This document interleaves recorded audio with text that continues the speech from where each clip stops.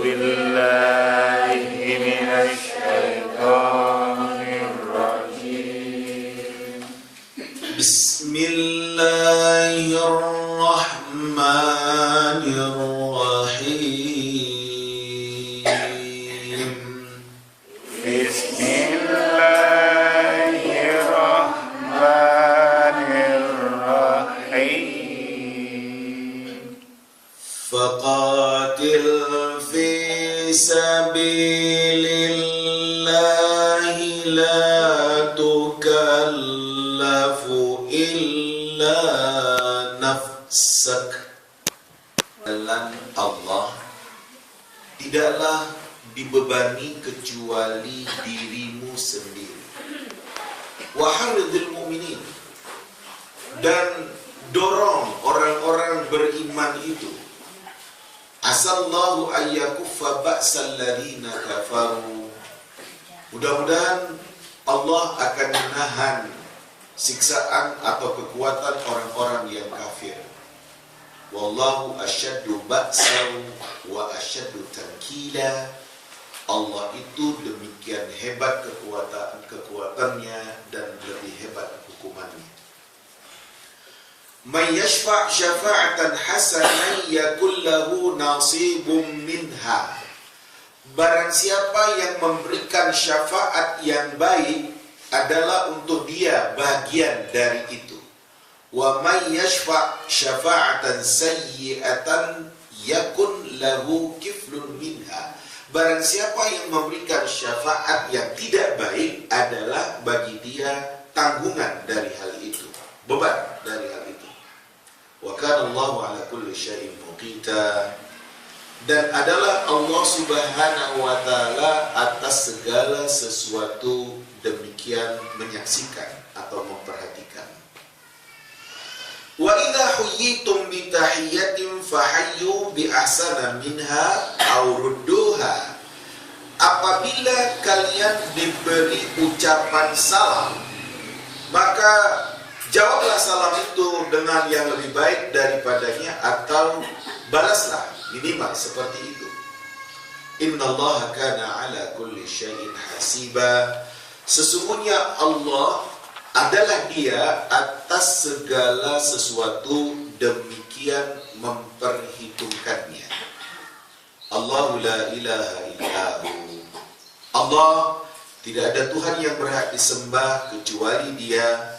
La yajma'annakum ila yaumil qiyamati la raiba fi. Sungguh Dia itu pasti akan mengumpulkan kalian kepada hari kiamat yang tidak ada keraguan padanya. Wa man asdaqu minallahi haditha. Siapakah yang lebih benar beritanya dibandingkan dengan Allah Subhanahu wa taala? Fama lakum fil munafiqina fi'atain. Ada apa dengan kalian terhadap orang-orang munafik itu? Kalian terbelah menjadi dua kelompok. Wallahu arkasahum bima kasabu. Allah yang membalikkan mereka kepada kekafiran karena perbuatan mereka sendiri. Aturiduna an tahdu man adallallah. Apakah kalian ingin untuk menunjuki orang yang disesatkan oleh Allah? Wa may yudlilillahu falan tajida lahu sabila. Barang siapa yang dia disesatkan oleh Allah, kamu sama sekali tidak akan pernah mendapatkan jalan untuknya. Waddu law takfurun kama kafaru. Mereka ingin kalau kalian kafir sebagaimana mereka kafir.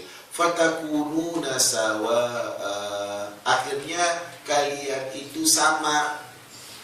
Fala tattakhidhu minhum awliya hatta yuhajiru fi sabilillah. Maka kalian jangan menjadikan di antara mereka menjadi pemimpin sehingga mereka berhijrah di jalan agama Allah. Fa in tawallaw fakhudhuhum waqtuluhum haitsu wajadtumuhum. Jika mereka berpaling, tangkap mereka, ambil mereka dan bunuh mereka dimanapun kalian mendapatkan mereka. Wala tattakhidhu minhum waliyya wala nasira. jangan kalian menjadikan antara mereka itu menjadi pemimpin, demikian juga menjadi penolong. Illa alladziina yasiluna ila qaumin bainahum wa bainahum mitsaq. Kecuali orang-orang yang dia itu menggabungkan dirinya kepada suatu kaum yang antara kalian dengan mereka itu ada ikatan perjanjian. Au ja'ukum, atau mereka sendiri datang kepada kalian. Hasirat sudurum ayyuqatilukum au yuqatilu qaumahum. Terasa berat bagi mereka, di dada mereka untuk memerangi kalian atau memerangi kaum mereka sendiri. Walau sya'allahu lasallatahum alaikum falaqatalukum.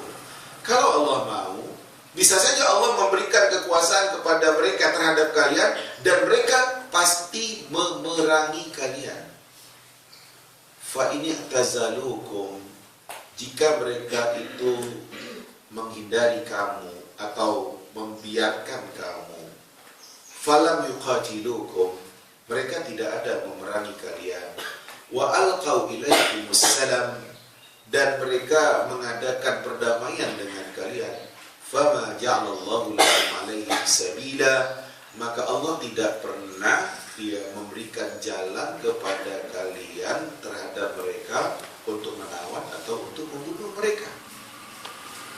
Satajiduna akhirin, nanti kalian akan mendapatkan kelompok yang lain.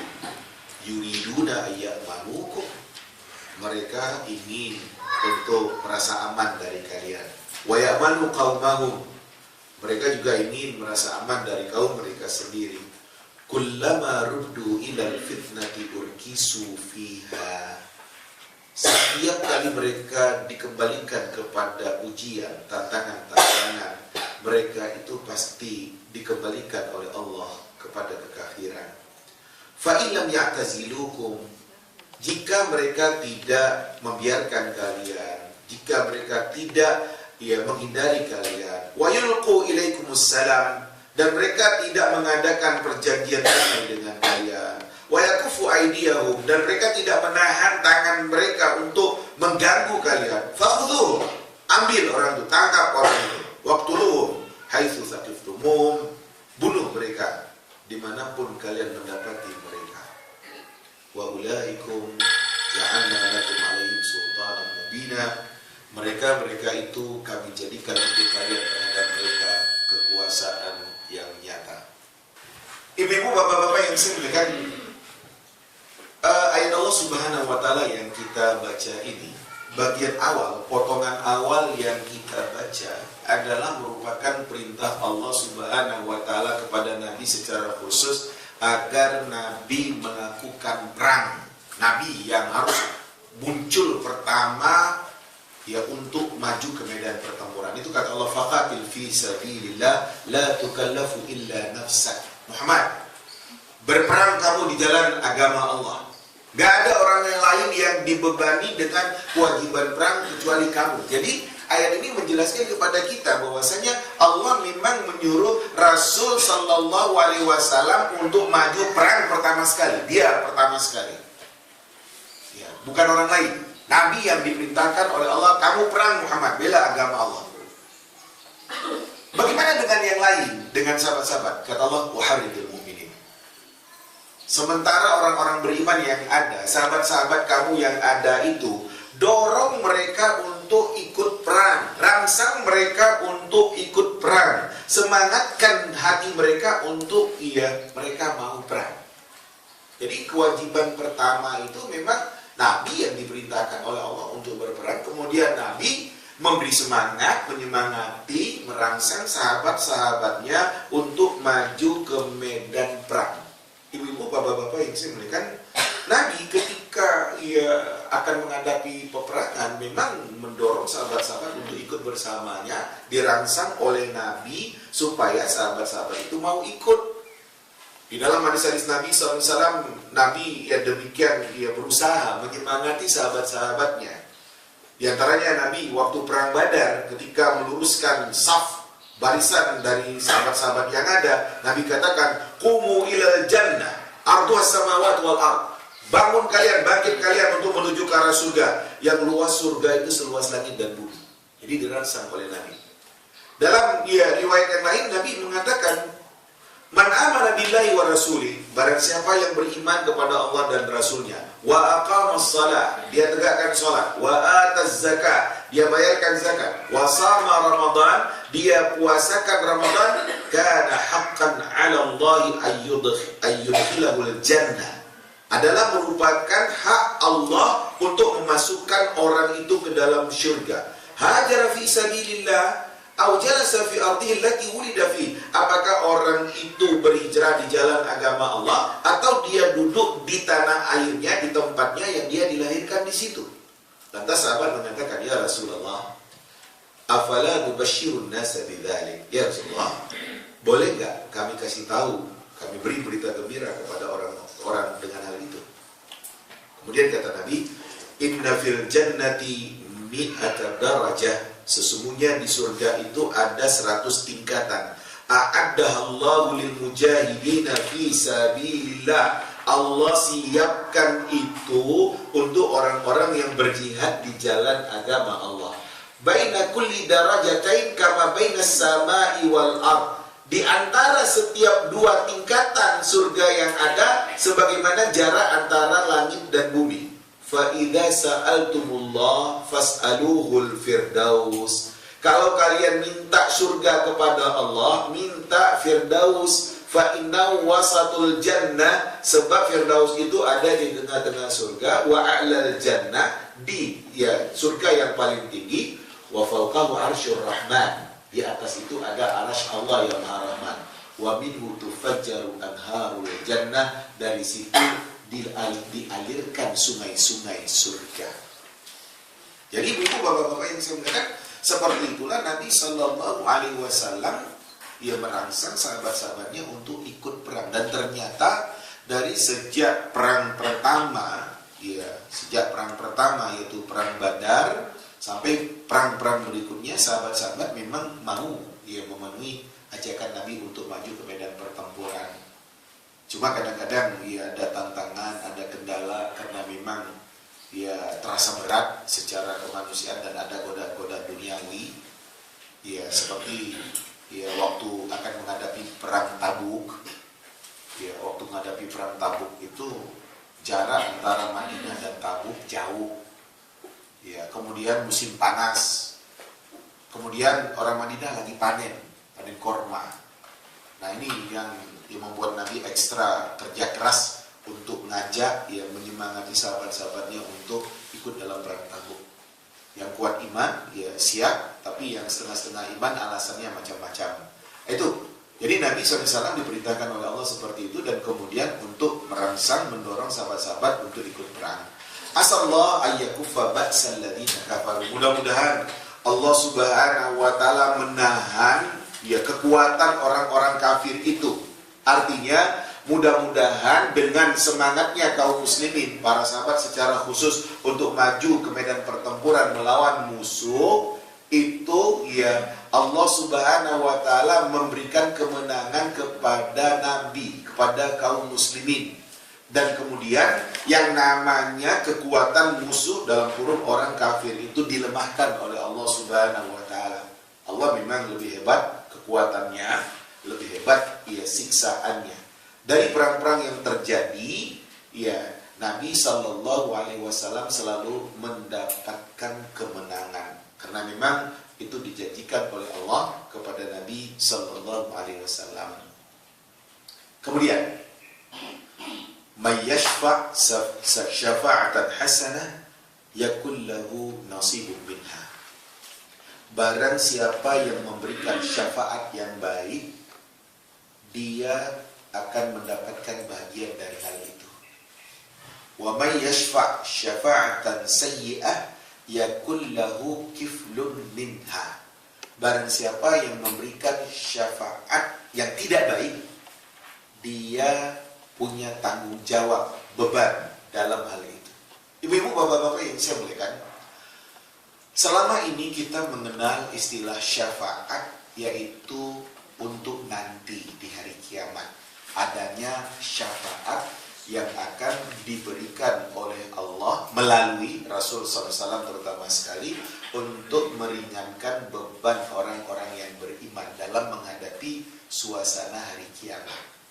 Saya katakan syafaat itu syafaatul uzma, syafaat yang terbesar ada pada Nabi SAW, tidak dimiliki oleh Rasul yang lain. Rasul-Rasul yang lain juga memiliki syafaat. Malaikat punya syafaat. Ya, Al-Quran punya hak syafaat. Puasa punya hak syafaat. Orang yang tewas syahid di dalam membela agama Allah juga punya hak syafaat terhadap keluarganya. Diberi oleh Allah hak syafaat ya untuk membantu meringankan keluarganya sebanyak 70 orang. Tapi kalau bicara syafaat tentang hari kiamat itu harus ada izin Allah Subhanahu wa taala. Man dzalladzi yashfa'u 'indahu illa bi'idznih. Tidak ada yang bisa memberikan syafaat di sisi Allah kecuali dengan izin Allah. Iya kata Allah iya, enggak kata Allah enggak. Jadi itu hak prerogatif Allah Subhanahu wa taala kalau bicara tentang syafaat di akhirat nanti. Nah, ternyata ada istilah syafaat di dunia. Ibu-ibu, bapak-bapak yang saya muliakan, ini ayat Allah Subhanahu wa taala. Barang siapa yang memberikan syafaat yang baik, dia akan mendapatkan bagian dari hal itu. Sebaliknya, barang siapa yang memberikan syafaat yang tidak baik, dia punya tanggung jawab dalam kurung beban dalam hal itu. Ibu-ibu, yang dimaksud dengan syafaat di dalam ayat ini adalah ibarat rekomendasi terhadap suatu yang baik atau rekomendasi terhadap suatu yang tidak baik. Kalau kita ikut memberikan rekomendasi terhadap suatu yang baik, kita dapat pahala dalam hal itu. Sebaliknya, kalau ia merekomendasikan sesuatu yang tidak baik dalam kurung, yang sifatnya maksiat kepada Allah, kita juga akan ikut nanggung dosa dalam hal itu.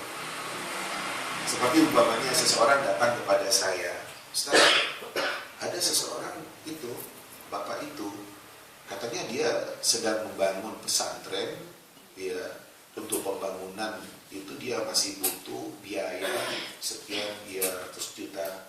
Bagaimana? Anda kenal orang itu? Oh, itu saya kenal, itu orang benar itu. Bantu dia, ringankan bebannya. Ketika saya merekomendasi seperti itu, saya ikut dapat pahala. Sebaliknya, kalau merekomendasikan yang tidak baik, ya proyek maksiat umpamanya direkomendasikan, kamu nanggung dosa. Kita tidak dibolehkan merekomendasikan sesuatu yang sifatnya maksiat, yang tidak baik. Kalau kita akan saling tolong-menolong, saling tolong-menolonglah atas dasar kebaikan dan ketakwaan. Dan jangan saling tolong-menolong atas dasar dosa dan permusuhan. Wa ta'awanu 'alal birri wat taqwa wa la ta'awanu 'alal itsmi wal udwan. Wa ta'awanu 'alal birri wat taqwa. Saling tolong-menolong kalian atas dasar kebajikan dan ketakwaan. Wala ta'awanu bil itsmi wal udwan. Jangan saling tolong-menolong atas dasar dosa dan permusuhan. Nah, itu tadi.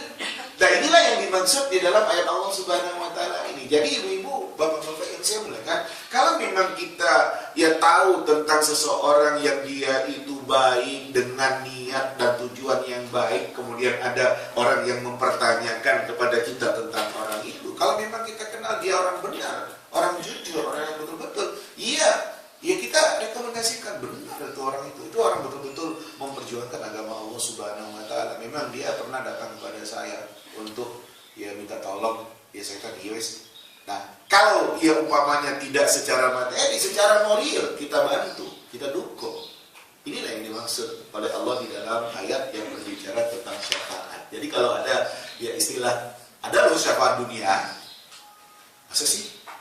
Nah, syafaat dunia yang dimaksud itu intinya adalah merekomendasikan suatu yang baik, kita ikut dapat pahala dalam hal itu. Sebaliknya kalau ada orang yang merekomendasikan sesuatu yang tidak baik, dia ikut tanggung jawab dan mendapatkan dosa dari hal itu.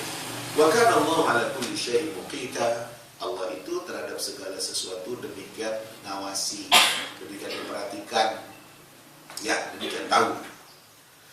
Kemudian ayat berikut ini, ibu-ibu, ini terkait dengan cara ia menjawab salam.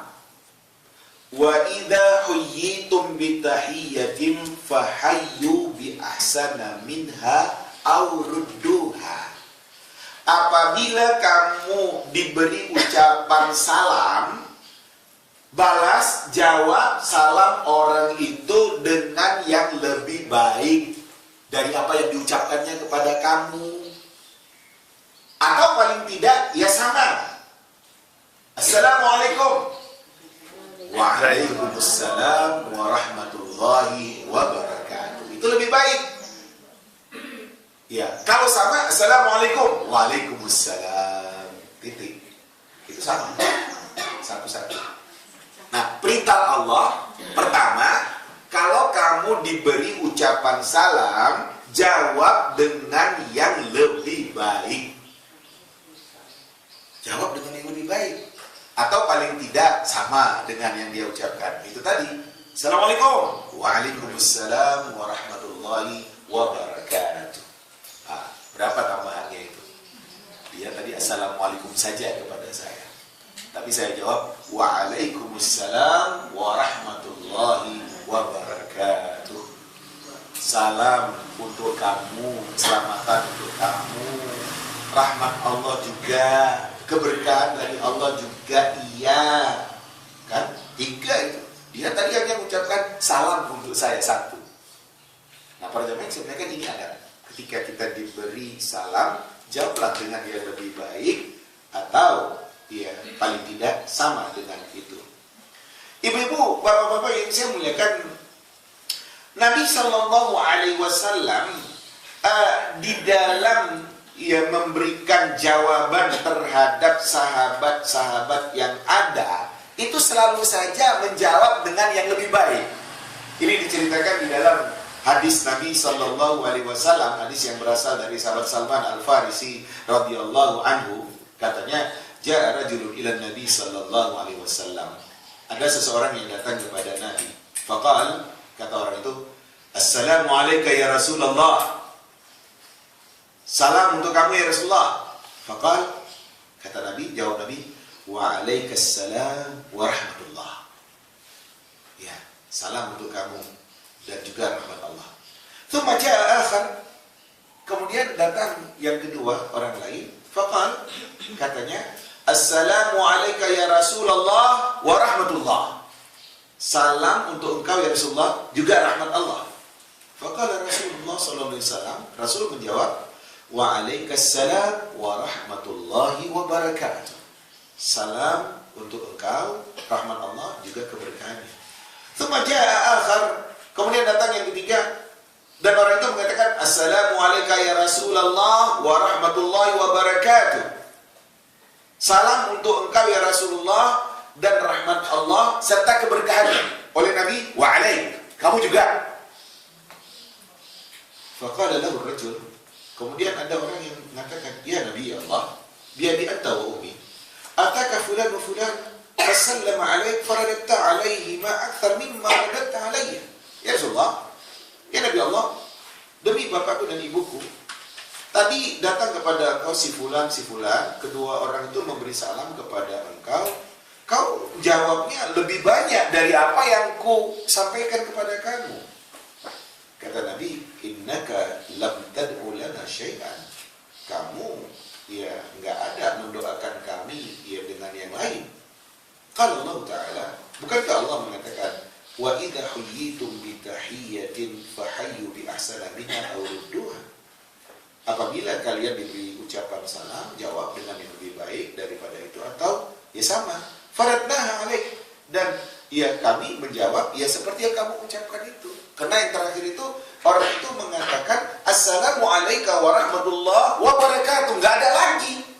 Apa lagi mau ditambahkan? Assalamualaikum warahmatullahi wabarakatuh. Itu udah maksimal. Mau saya tambah apa lagi? Iya. Makanya saya jawab wa'alaik. Sama. Untuk kamu juga gitu. Ya kan? Ya sama. Kayak gitu. Alaik engkau, kum kalian gitu. Jadi ya ini kan karena diucapkan salam kepada satu sosok diri Nabi SAW. Kebetulan barangkali Nabi ketika itu sendiri. Jadi alaika, boleh pakai alaika. Tapi secara umum assalamualaikum. Nah, itu satu dalil. Ya. Kemudian ibu-ibu, bapak-bapak yang saya muliakan, ini hadis yang lain dari sahabat Imran bin Husain radhiyallahu anhu. Ada seseorang yang datang kepada Rasul. Orang itu mengatakan, "Assalamualaikum ya Rasulullah." Salam untuk kalian. Salam untuk kamu ya Rasulullah. Faradda alaihi thumma jalas. Kemudian Nabi menjawab, ya salam orang itu, ya, dan orang itu duduk. Faqal, kata Nabi, 10, kata Nabi. Thumma ja'a akhar, kemudian datang yang satu lagi berikut. Faqal, assalamualaikum warahmatullahi ya Rasulullah. Salam untuk kalian, untuk engkau, dan rahmat Allah ya Rasulullah. Faradda alaih, Nabi menjawab. Thumma jalas, kemudian orang itu duduk. Faqal, kata Nabi, 20, kata Nabi. Thumma ja'a akhar, kemudian datang yang lain, yang ketiga, dia mengatakan, assalamualaikum warahmatullahi wabarakatuh. Salam untuk kalian, rahmat Allah, berkah Allah, ya untuk kalian juga. Faradda alaih, Nabi menjawab. Thumma jalas, kemudian orang itu duduk. Faqal, kata Nabi, 30, kata Nabi sallallahu alaihi wasallam. Jadi lebih baik, lebih sempurna, lebih baik. Jadi kalau assalamualaikum saja 10, assalamualaikum warahmatullah 20, assalamualaikum warahmatullah wabarakatuh 30. Jadi ya kembali kepada kamu mau yang mana gitu. Yang lebih baik, karena kan kalau nggak dikasih salam ya jawabnya yang lebih baik ya udah. Ya cuma kadang-kadang kita kan ya nggak mau ya panjang-panjang. Assalamualaikum. Ya, kan gitu. Waalaikumsalam, kan gitu. Assalamualaikum. Kadang-kadang juga nggak sempurna. Assalamualaikum. Assalamualaikum. Ya, nah, ya bagaimana kalimat itu bisa jadi? Ya. Ya. Padahal disuruh assalamualaikum warahmatullahi wabarakatuh. Waalaikumsalam. Nah itu dia. Bukan waalaikumsalam. Waalaikumsalam. Pakai alif lam. Assalamualaikum warahmatullahi wabarakatuh. Waalaikumsalam warahmatullahi wabarakatuh. Kadang-kadang kita kan mengingatkan waalaikumsalam. Waalaikumsalam. Padahal waalaikumsalam itu jawaban yang benar. Itu jawaban yang benar. Nah, ini yang terkait dengan mengucapkan salam. Innallaha kana ala kulli syai'in hasiba. Sesungguhnya Allah atas segala sesuatu ya demikian memperhitungkannya. Jadi ada nilai-nilai yang akan diberikan oleh Allah untuk ya seseorang itu melakukan yang terbaik dari apa yang diperintahkan. Allahu la ilaha illahu. Allah yang tidak ada Tuhan yang berhak disembah kecuali Dia. La yajma'annakum ila yaumil qiyamati la raiba fi.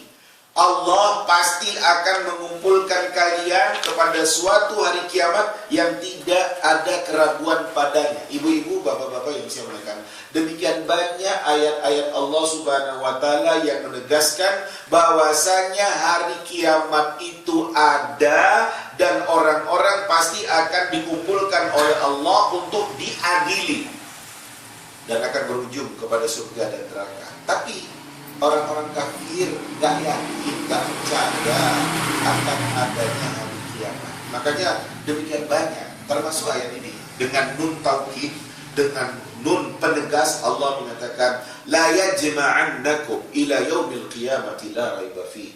Allah pasti akan mengumpulkan kalian kepada suatu hari kiamat yang tidak ada keraguan padanya. Ya, orang-orang kafir mengatakan, masa sih sudah jadi tulang belulang, sudah hancur? Masa sih? Gak ada sulitnya bagi Allah. Dari gak ada kamu bisa diadakan oleh Allah Subhanahu wa taala. Apalagi kamu pernah ada di dunia sekarang ini. Gak ada beratnya bagi Allah. Dan itu adalah sesuatu yang pasti dan Allah pasti akan mengadili manusia. Wa man asdaqu minallahi haditha. Siapakah yang lebih benar beritanya dibandingkan dengan Allah Subhanahu wa taala? Apa yang dikatakan oleh Allah itu adalah suatu kebenaran. Allah nggak pernah bohong, Allah nggak pernah mungkir janji. Jadi apa yang dikatakan oleh Allah secara khusus hari kiamat itu ada, memang akan ada dan pasti akan terjadi. Sudahlah, jangan ragu dengan Allah Subhanahu wa taala, karena Allah itu tidak pernah dia bohong dan tidak pernah memungkiri apa yang dikatakannya. Kemudian ayat berikut, famalakum fil munafiqina fi'atain. Ada apa sih kalian kok ya dalam menanggapi orang munafik itu kalian terbelah dua? Ada apa? Kok seperti itu? Wallahu arkasahum bima kasabu. Allah mengembalikan mereka kepada kekafiran karena perbuatan mereka sendiri. Ibu-ibu, bapak-bapak yang saya muliakan, banyak riwayat yang menyebutkan tentang keberadaan orang munafik.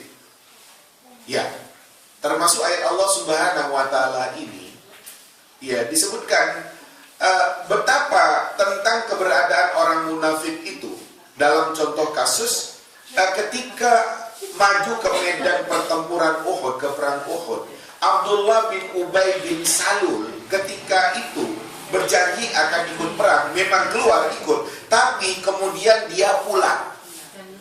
Dia balik membawa 300 orang ya dari pengikut-pengikut yang setia kepadanya.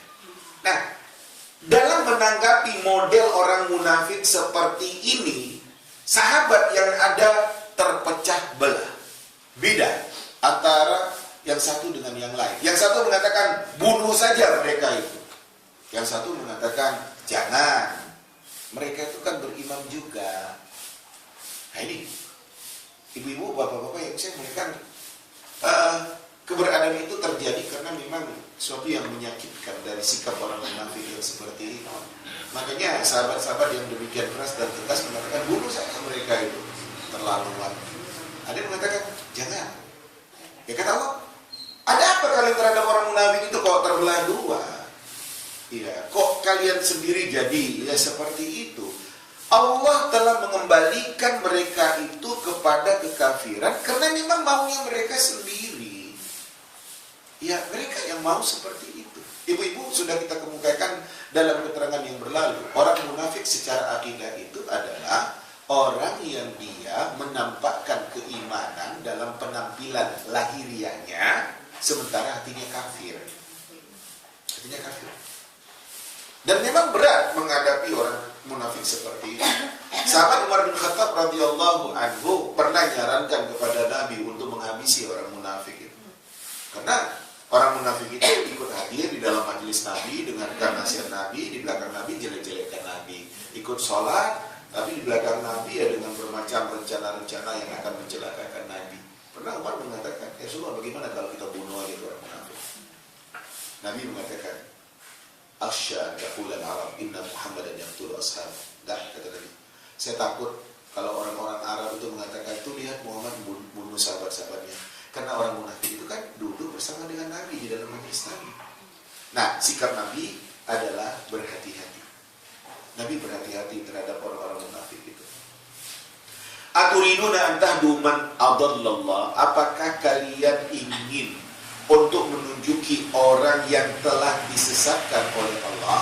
Wa may yudlilillahu falan tajida lahu sabila. Barang siapa yang dia disesatkan oleh Allah, kamu tidak akan pernah bisa mendapatkan jalan untuk menunjuki orang itu. Ibu-ibu, kalau ada orang-orang yang kata Allah Subhanahu wa taala orang itu sesat, betapapun tidak akan bisa memasukkan kebenaran kepada orang yang oleh Allah dikatakan orang itu sesat. Ya, demikian juga sebaliknya, kalau ada orang yang telah mendapatkan hidayah Allah, betapapun orang akan menggoyahnya, nggak akan bisa. Hadis Nabi mengatakan seperti demikian dalam potongan hadis yang merupakan khutbah Nabi, awal khutbah Nabi, may yahdihillahu fala mudhillalah wa may yudlil fala hadiyalah. May yahdihillah fala mudhillalah. Barang siapa yang orang itu telah diberi hidayah oleh Allah, nggak ada satupun yang bisa menyesatkan orang itu. Orang itu akan diberi kekuatan, istiqamah oleh Allah Subhanahu wa taala. Sebaliknya, wa may yudlilillah ya fala hadiyalah. Siapa yang disesatkan oleh Allah, nggak ada satupun yang bisa menunjuki orang itu. Betapapun kamu berusaha untuk memasukkan kebenaran kepadanya? Nggak bisa. Itu suatu ketegasan dari Allah Subhanahu wa taala, demikian juga dari Rasul sallallahu alaihi wasallam. Memang ibu-ibu, bapak-bapak yang saya muliakan, kita ya ditugasi untuk menyampaikan kebenaran yang ada. Tapi untuk memasukkan kebenaran ke hati seseorang, ya kita tidak. Waddu law takfurun kama kafaru fatakununa sawa'a. Mereka ingin kalau kalian kafir seperti mereka-mereka yang kafir, akhirnya kalian sama. Ya, sama-sama kafir, sama-sama menentang apa yang disampaikan oleh Nabi, ujungnya sama-sama masuk neraka. Mereka ingin kalau kalian itu kafir seperti mereka. Kata Allah Subhanahu wa taala, "Fala tattakhidhu minhum awliya hatta yuhajiru fi sabilillah." Jangan kalian jadikan seseorang pun di antara mereka menjadi pemimpin kalian sehingga mereka berhijrah di jalan agama Allah. Artinya mereka betul-betul beriman, menampakkan diri sebagai seorang yang beriman kepada Allah. Fa'in tawallau, jika mereka enggak mau, waqtuluhum haitsu wajadtumuhum. Bunuh mereka dimanapun kalian dapati mereka. Wala tattakhidhu minhum waliyya wala nasira. Jangan kalian jadikan seorang pun di antara mereka menjadi pemimpin kalian dan menjadi penolong kalian. Jadi kalau jelas-jelas orang-orang itu memusuhi agama Allah dalam suasana perang, kalau ya jelas-jelas orang itu memusuhi Allah Subhanahu wa taala, memusuhi Rasul SAW, ya tangkap orang itu, kata Allah, bunuh. Ini dalam kondisi perang. Ya, jadi kalau memang kelihatan ya orang yang seperti itu memusuhi kalian, ya ambil orang itu, bunuh dimanapun kalian dapat. Ya, dikecualikan oleh Allah Subhanahu wa taala kalau orang itu punya ikatan dengan Rasul secara langsung, atau orang itu memintakan perlindungan kepada kaum, kelompok itu punya ikatan perjanjian dengan Rasul. Ibu-ibu, bapak-bapak yang saya muliakan, Nabi demikian memuliakan perjanjian. Apakah orang tersebut atau kaum orang tersebut punya ikatan perjanjian dengan Nabi? Ya, Nabi akan setia dengan perjanjian itu. Atau ada orang yang melindungkan dirinya kepada suatu kaum yang kaum itu punya ikatan perjanjian dengan Nabi SAW. Ini ayat Allah yang menjelaskan, illal ladzina yasiluna ila qaumin bainakum wa bainahum mitsaq. Kecuali orang yang mereka itu menggabungkan dirinya, memintakan perlindungan kepada suatu kaum yang antara kalian dengan kaum itu ada ikatan perjanjian. Maka orang yang mereka itu melindungkan dirinya, kalau sekarang kita katakan minta suaka, ya, itu ya kalian jangan ganggu orang itu, karena kalian ya kan punya ikatan perjanjian dengan kaum itu, yang orang ini melindungkan dirinya kepada kaum itu. Au ja'ukum, atau mereka sendiri datang kepada kalian ngaku hasirat suduruhum ayyuqatilukum. Mereka mengatakan mereka berat hati, nggak mau untuk memerangi kalian. Au yuqatilu qaumahum, atau mereka juga merasa berat untuk memerangi kaum mereka. Mereka ngaku seperti itu dan minta ya perlindungan. Ya, jangan bunuh orang itu. Walau sya'allahu lasallatahum alaikum. Kalau Allah mau, Allah bisa berikan kekuasaan kepada mereka terhadap kalian. Falaqatalukum. Orang-orang itu pasti memerangi kalian. Itu bisa saja terjadi, kata Allah. Fa in i'tazalukum falam yuqatilukum. Jika mereka itu menghindar dari kamu atau membiarkan kamu dan mereka nggak ada memerangi kalian, wa alqau ilaikumus salam, dan mereka ya membuat suatu perjanjian damai dengan kalian, fama ja'alallahu lakum alaihim sabila. Allah nggak pernah memberikan kekuasaan kepada kalian untuk nawan mereka untuk membunuh mereka. Kalau mereka sendiri ya sudah punya ikatan janji. Ini yang saya katakan tadi, Nabi memuliakan perjanjian. Orang-orang yang punya ikatan perjanjian dengan Nabi Sallallahu Alaihi Wasallam demikian dimuliakan oleh Nabi. Itu yang diistilahkan dengan kafir dhimmi. Orang yang mereka itu ya punya ikatan perjanjian dengan Nabi dan mereka siap membayar upeti kepada Nabi dan mereka dilindungi oleh Nabi dan tidak akan diperangi. Satu kelompok lain kata Allah, satajiduna akharin. Kalian nanti akan mendapatkan satu kelompok yang lain. Yuriduna ayyamanukum. Mereka ingin merasa aman dari kalian. Wa yamanu qaumahum. Mereka juga ingin merasa aman dari kaum mereka sendiri. Kullama ruddu ilal fitnah urkisu fiha. Setiap kali mereka dihadapkan kepada tantangan, mereka itu ya akan dikembalikan kepada kekafiran. Fa illam ya'tazilukum, jika mereka itu tidak membiarkan kalian, artinya mereka itu ya tidak mengganggu kalian. Wa yulqu ilaikumussalam, dan mereka itu tidak ada ikatan perjanjian ya dengan kalian. Wa yakufu aydiyahum, dan mereka itu tidak menahan tangan mereka dari mengganggu kalian, dari upaya-upaya mereka yang akan merusak kalian. Kalau ada orang-orang seperti itu, mereka enggak membiarkan kalian di dalam menyampaikan agama, ya tetap saja kalian diganggu. Mereka nggak ada ikatan perjanjian damai dengan kalian. Mereka terus saja dengan upaya-upaya yang akan merongrong kalian. Kalau ada orang yang seperti itu, fakhudhuhu, tangkap mereka, ambil mereka. Waqtuluhum haitsu thaqiftumuhum. Ya, bunuh mereka dimanapun kalian jumpai. Wa ulaikum ja'alna lakum alaihim sultanan mubina. Orang seperti itu memang Allah berikan kekuasaan kepada kalian. Ibu-ibu, bapak-bapak yang saya muliakan, memang dalam suasana perang, dalam suasana ekspansi penaklukan dahulu itu, Nabi itu kan menawarkan masuk Islam kalian. Apa yang merupakan kewajiban kami juga merupakan kewajiban kalian. Apa yang merupakan hak kami juga hak kalian. Itu yang ditawarkan pertama sekali. Oh, nggak mau. Ya sudah, nggak mau. Daerah ini kami taklukkan. Kalian bayar upeti. Ya, serahkan sebagian dari hasil negeri kalian ini kepada kami. Kalian aman. Nah ini, ya terjadi perjanjian dengan Nabi SAW, mereka aman. Tapi kalau nggak mau juga, ya itu tadi yang dikatakan oleh Allah Subhanahu Wa Taala, tetap ganggu Nabi, nggak ada ikatan perjanjian dan mereka ya berusaha merongrong Nabi. Kata Allah, kalau orang-orang seperti itu kalian jumpai, ambil, tangkap, bunuh. Karena memang ya mereka itu akan membahayakan bagi ya keberadaan Nabi dan sahabat-sahabatnya, ya bagi agama Allah Subhanahu Wa Taala. Ini suasana perang yang ada hukum-hukum Allah Subhanahu Wa Taala, ketentuan yang sudah digariskan. Dan Nabi pada prinsipnya kalau ada ikatan perjanjian, Nabi akan hormati perjanjian itu dan Nabi tidak akan pernah memungkiri perjanjian yang sudah terjadi antara Nabi dengan mereka yang tetap kafir dan tidak mau beriman kepada Nabi Sallallahu Alaihi Wasallam.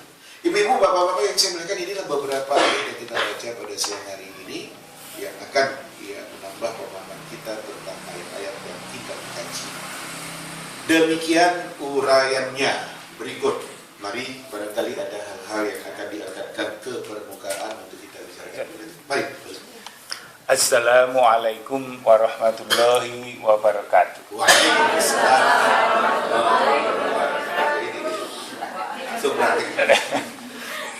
Nomor 1, Ustaz. Ya.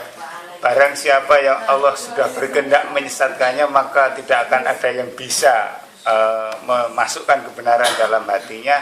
Dan sebaliknya, barang siapa yang oleh Allah sudah diberi hidayah, maka tidak akan ada yang bisa menggoyahkan imannya atau hidayahnya. Terus seperti itu kita diperintahkan untuk menyampaikan kebenaran, mengajak kepada kebenaran. Nah, pertanyaan saya, apakah ada imbalan pahala tertentu kalau kita mengajak orang misalnya dari yang non-Islam kemudian menjadi Islam? Apakah ada imbalan tertentu? Karena kalau kita tidak pinter-pinter menempatkan dua hal ini, bisa-bisa kita ya sudah, kan sudah ditakdirkan tidak mendapatkan hidayah, ya percuma saya ngajak. Atau sebaliknya, jangan-jangan saya ini tertakdir tidak mendapat hidayah, ya wis ngene ae. Itu nomor 1. Yang kedua, yang kedua komentar supaya kita berhati-hati terhadap ayat ini, karena orang-orang Barat memakai ayat ini untuk menghantam Islam. Dia mengatakan Islam itu agama dari setan. Buktinya mereka menyuruh orang membunuh, mereka menyuruh orang berperang, dan yang dikutip adalah maka tawanlah mereka dan bunuhlah mereka di mana saja. Kata mereka itu buktinya bahwa Islam ini dari setan. Yang ingin saya komentarkan bahwa sebenarnya adalah di dalam Injil persis, tidak persis sungguh, tapi 90% ayatnya sama, tapi mereka tidak mengatakan itu bahwa Injil itu mempunyai ayat yang sama. Di dalam surat Lukas 9 ayat 27 dikatakan, bila kamu menemui orang-orang yang melawan kuasa Tuhan, maka bunuhlah mereka dimanapun mereka berada. Jadi yang kedua ini bukan pertanyaan, tapi supaya kita tambah pengetahuan bahwa kalau orang mengatakan Islam itu adalah agama yang haus darah, sebenarnya itu ada konteksnya, dan di Kristen sendiri memang juga ada ayat yang sangat mirip seperti itu. Terima kasih. Assalamualaikum warahmatullahi wabarakatuh. Waalaikumsalam. Oke, ibu-ibu, bapak-bapak yang saya hormati. Tadi saya kutipkan hadis Nabi yang ini merupakan potongan dari khutbah Nabi SAW. Nabi selalu mengatakan, "May yahdihillahu fala mudhillalah wa may yudlil fala hadiyalah." Barang siapa yang diberi hidayah oleh Allah, enggak ada satupun yang bisa menyesatkan, kokoh, ya, tangguh sampai akhir. Sebaliknya, barang siapa yang disesatkan oleh Allah Subhanahu wa Ta'ala, tidak ada satupun yang bisa memberikan hidayah kepadanya. Ibu-ibu, bapak-bapak yang saya muliakan, itu suatu kepastian memang. Tapi selama kita masih hidup dan selama kita masih berinteraksi baik terhadap sesama kita, sesama muslim, demikian juga terhadap orang-orang yang kita katakan non-muslim, yang namanya agamanya harus tetap disampaikan. Jadi tidak boleh kita ya mengatakan, ya kan dia jelas orang kafir. Nggak bisa. Tidak ada yang tahu bagaimana akhir dari kehidupannya. Ini suatu hal yang mengkhawatirkan kita. Tidak ada satupun yang bisa menjamin hidupnya akan berakhir dengan husnul khatimah. Enggak ada. Apa jamin kamu anak orang Islam, bapak kamu haji, ibu kamu aktivis, kamu itu akan mengakhiri hidup kamu dengan husnul khatimah dalam kurung tetap muslim? Terjadi. Bapaknya haji taat beribadah, ibunya aktivis, anaknya murtad masuk agama Kristen karena memperturutkan cinta. Akan terjadi. Ada kan? Anak pendeta, bapaknya demikian, dia gesit dengan agama, anaknya dapat hidayah masuk Islam. Nah, kan gitu. Kan kira-kira seperti itu kita lihat. Jadi selama masih hidup, yang namanya kebenaran harus disampaikan. Jadi nggak boleh langsung vonis, kamu kan anak pendeta, kamu kan orang Kristen, ya kamu tidak akan pernah mendapatkan hidayah Allah. Siapa bilang? Seperti itu. Makanya Allah katakan, "Ud'u ila sabili rabbika bil hikmati wal mau'izatil hasanah wajadilhum billati hiya ahsan." Himbau orang ke arah jalan agama Allah dengan hikmah, ya, bijak, dan nasihat yang baik. Oh, terjadi dialog. Wajadilhum billati hiya ahsan. Dialoglah dengan cara yang terbaik. Jadi makanya kita harus tetap menyampaikan agama ini. Jadi nggak boleh kita sudah, nggak, tidak. Tetap harus sampaikan, tetap harus kita jelaskan kepada mereka yang kita katakan non-muslim itu secara khusus bahwasanya betapa Islam dengan kesempurnaannya dan betapa Islam dengan kebenarannya. Itu. Nah, kemudian komentar masukan tentang masalah yang kedua tadi. Ibu-ibu, bapak-bapak yang saya muliakan, memang ya orang-orang yang benci, gak suka ya dengan Islam kan akan mengambil sepotong-sepotong untuk nusuk Islam, untuk yang mematikan Islam, sepotong-sepotong. Macam tadi yang sudah Mas juga komentarkan, mereka tidak lihat konteksnya, jadi mereka ambil, wah ini dia. Nah, ternyata katakan sendiri, loh di dalam Lukas kamu juga ada loh. Nah, kenapa kalian mengatakan kami tidak seperti itu. Ya lihat konteksnya. Ya, konteksnya apa? Konteks damai nggak ada seperti itu. Konteks perang, iya, orang kamu membahayakan kami, bagaimana nggak kami tangkap, bagaimana nggak kami bunuh.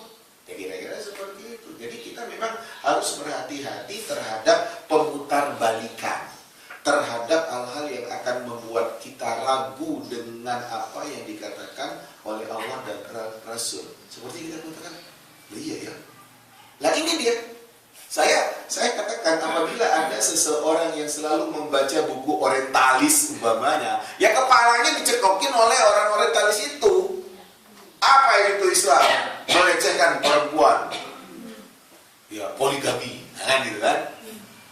Loh, kan seperti itu. Mereka ngambil ya yang hal-hal yang akan menusuk, yang akan menikam Islam itu kan. Kemudian mereka jelek-jelekan. Nah, memang kita harus berhati-hati. Dan kita harus melihat Islam ini secara utuh, secara sempurna, apa memang seperti itu. Nah, mari kita lihat ayat-ayat yang lain. Ini konteksnya apa, bagaimana. Ya, jadi kan kita bisa mendudukan permasalahannya dan tidak terbawa dengan pemikiran-pemikiran orang-orang orientalis yang demikian menyesatkan itu. Demikian tentang masalah yang pertama dengan komentar yang disampaikan. Monggo berikut, silakan. Waalaikumsalam warahmatullahi Pada saat wabarakatuh. kita melintas di makam Nabi itu kan kita harus salam. Assalamualaikum ya Rasulullah, assalamualaikum ya Allah. Begitu juga saat kita ke ziarah kubur, pasti kita juga assalamualaikum ya ahli kubur. Itu salam kan doa. Nah, apakah kemudian orang-orang yang sudah meninggal dunia juga bisa menjawab salam kita? Kemudian kalau itu jawab, berarti orang sudah meninggal dunia juga bisa mendoakan kita gitu. Terima kasih. Assalamualaikum warahmatullahi wabarakatuh. Ibu, bapak yang saya muliakan, ketika kita bicara hal-hal yang sifatnya ghaibiyah, itu sudah tidak dalam domain akal kita. Jadi kita disuruh mengucapkan salam kepada orang yang sudah meninggal dunia, dalam kurung ketika kita ziarah kubur. Assalamualaikum ahla diyar minal mu'minina wal mu'minat wa inna bikum lahiquna insyaallah. Loh, kalau gitu mereka jawab. Kan gitu kan? Ya, kan gitu. Ibu-ibu, bapak-bapak, dengan mereka menjawab, lah berarti kan mereka bisa mendoakan kita. Itu kan akal-akalan kita.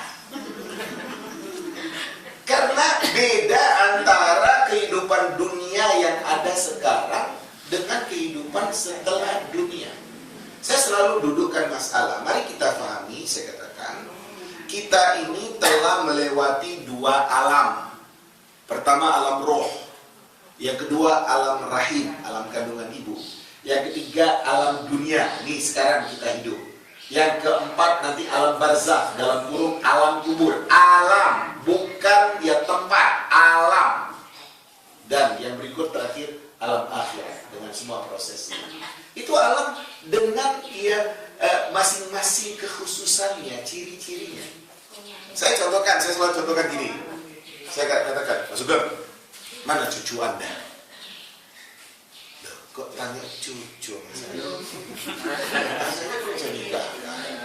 Saya belum nikah. Di suatu saat Mas Sugeng menikahkan putranya dan putrinya, muncul ini dia cucu. Dia kalau memang ditakdirkan oleh Allah Subhanahu wa taala ada, ya terlahirlah dia. Kan itu. Jadi kita pernah semuanya nggak ada di alam roh. Kemudian setelah itu di alam rahim, dalam kandungan ibu. Terlihat betapa ibu yang hamil. Ya, saya hamil. Sekian bulan. Berkembang, lahir. Nah, ini kita di alam dunia sekarang. Ini alam dunia. Nanti setelah kita meninggalkan alam dunia, dalam kurung meninggalkan dunia, mati, kita sudah berpindah alam. Yang bukan alam ini lagi. Dia sudah alam lain. Alam lain. Jadi jangan dibayangkan dia itu ya dengan alam kita sekarang, nggak udah alam lain. Makanya saya katakan kalau bayi itu memaksakan diri keluar sebelum waktunya, mati kan? Belum saatnya bayi keluar, keluar dia. Yang nggak hidup mati. Ya setelah waktunya keluar, hiduplah dia. Itulah yang kita katakan kita yang hidup ini. Nah berikut nanti alam akhirat juga itu alam yang berbeda dengan alam barzakh. Jadi itu alam. Jadi tidak bisa dianalogkan seperti itu. Kesimpulannya adalah dikala kita disuruh mengucapkan salam, apakah kepada Rasul, kepada sahabat, demikian juga kepada orang-orang yang sudah meninggal, ya kita beri salam. Ya, apakah Rasul tahu waktu saya mengucapkan salam, Assalamualaikum ya Rasulullah warahmatullahi wabarakatuh. Waalaikumsalam warahmatullahi wabarakatuh. Saya tahu kamu datang ke Rizal tiap tahun berbagi kepada saya. Gitu ya Rasul duduk, ya wis, Waalaikumsalam, gitu Kan bayangkan, ya nggak boleh lah gitu.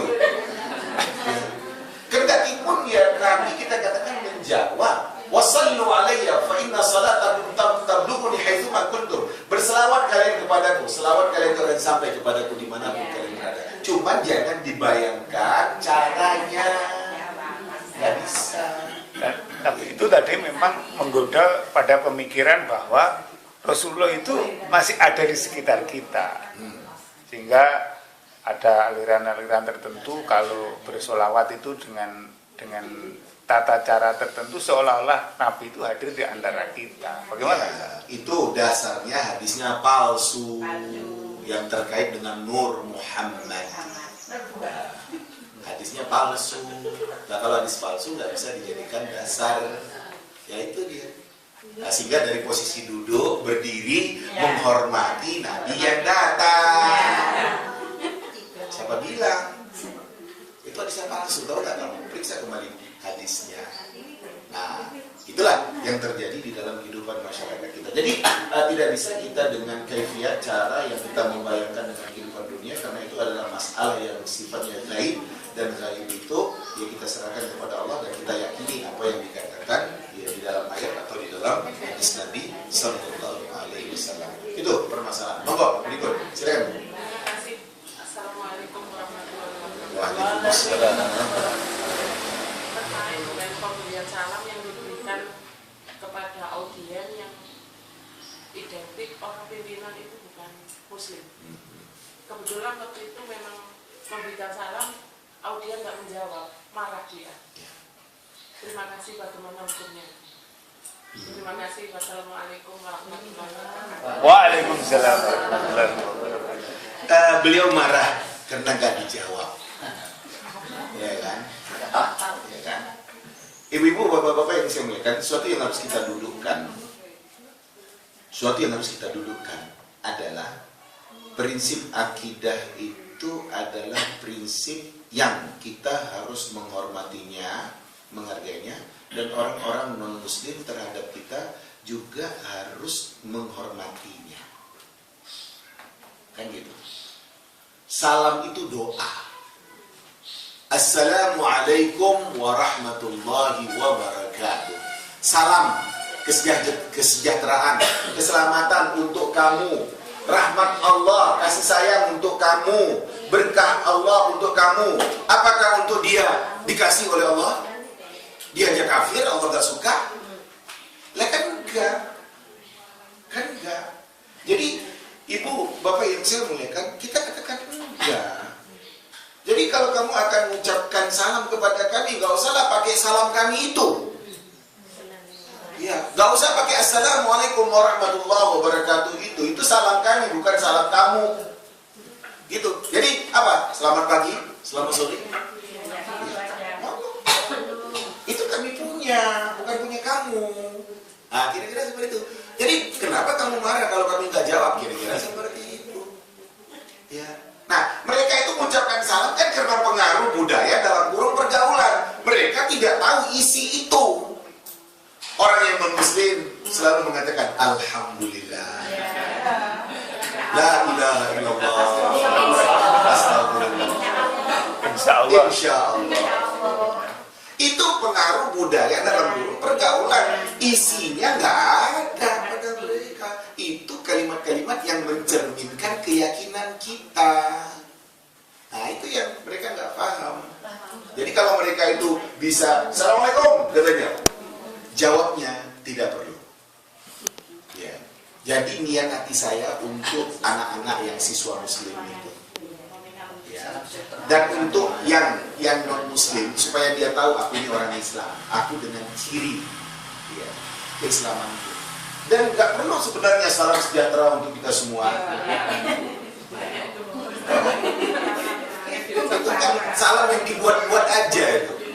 Ya, salam sejahtera untuk kita semua. Itu salam yang dibuat-buat.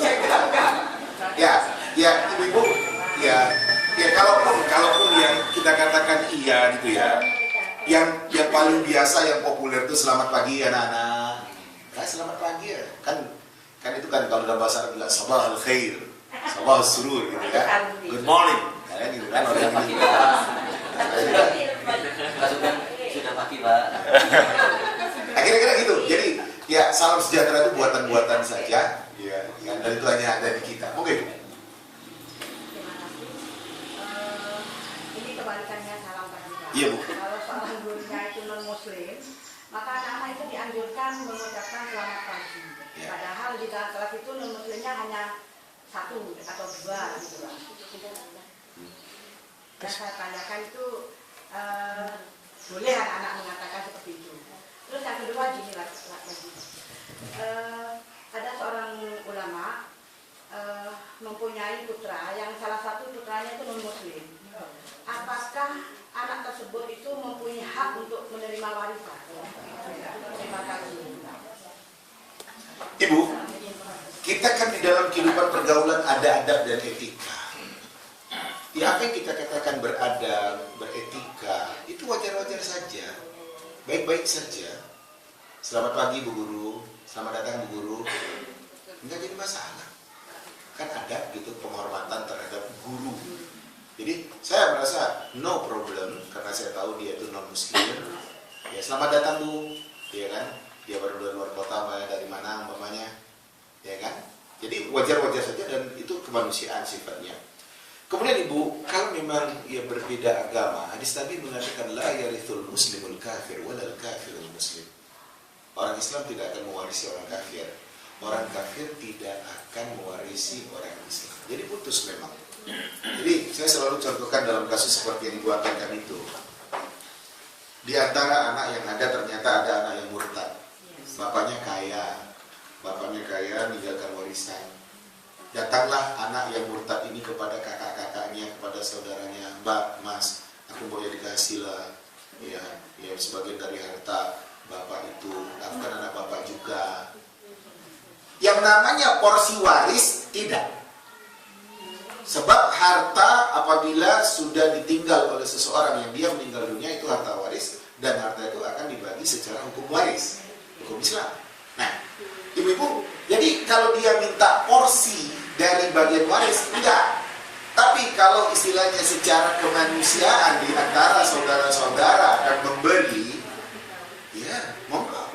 Bagaimana? Waris enggak, porsi waris enggak. Tapi kalau kita nanti akan beri adik kita itu, ya udah terserah kita masing-masing.